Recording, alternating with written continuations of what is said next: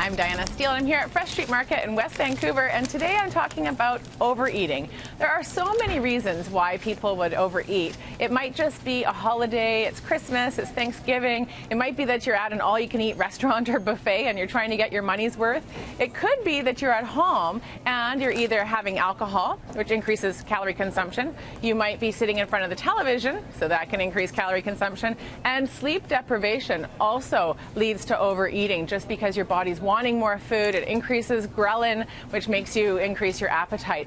But there is another reason that some people will overeat, and this one is really difficult to control, and it has to do with the type of food that you eat and how it stimulates your brain.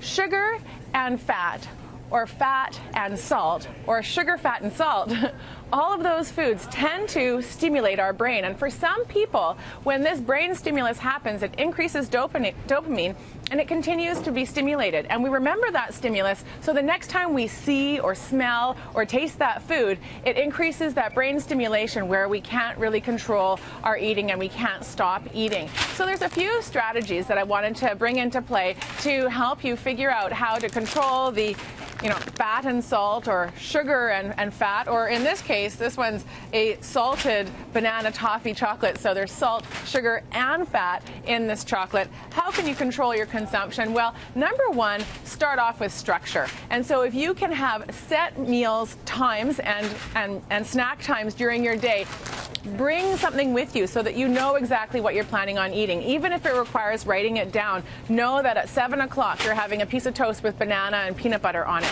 At mid-morning you're going to have a yogurt and an apple. And if you have those foods with you, you're setting yourself up for some success. The other thing would be to serve yourself the right amount of food in the first place. So know that maybe 2 or 3 cups of food might be the right portion size for you. Try to start with that and tell yourself that that's going to be it. Of course, serving yourself the right foods that aren't those trigger foods, the ones that aren't high in fat, sugar, and salt. So filling your plate with salad and having lots of vegetables, having lean protein, choosing whole grains, and all of those really healthy foods will also help improve the environment, so you're not craving and getting to that point where you're overeating and over-consuming those unhealthy foods.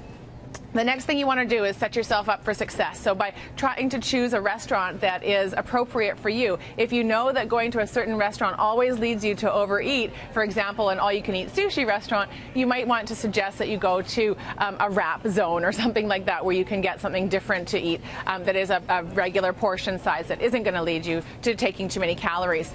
Recognize how emotions might play into your food choices, and also have a strategy to help you with that. So in stressful situations, do you tend to go eat? Perhaps you need to have someone around you when you go into those stressful situations to help talk you through it. Or if you get sad or lonely, trying to have something else like going for a walk instead of choosing food. And by recognizing which emotions lead to the overeating, you can hopefully help find a substitute for that. And then change your thought. So if you are visualizing that chocolate bar that's in your cupboard, if you can change the thought, like changing the channel, and start thinking about something else, that can help to control that craving as well and move you away from the thought. Or create a negative association. So for example, if eating potato chips or French fries made you think about hardening of the arteries and a stroke, and that was the visual, that would help deter you from eating them. Whereas perhaps you have a visual of eating an apple as somebody who's healthy walking along the seawall, smiling. And so by creating those positive images with the foods that you want to be eating and more negative images around the foods that you don't want to be eating, you can help control the environment and hopefully control the overeating. But most importantly, try not to eat in front of the TV. Try to eat regularly throughout the day and emphasize those fruits and vegetables to help fill you up so that you can get full on other foods and you'll have less room for the trigger foods.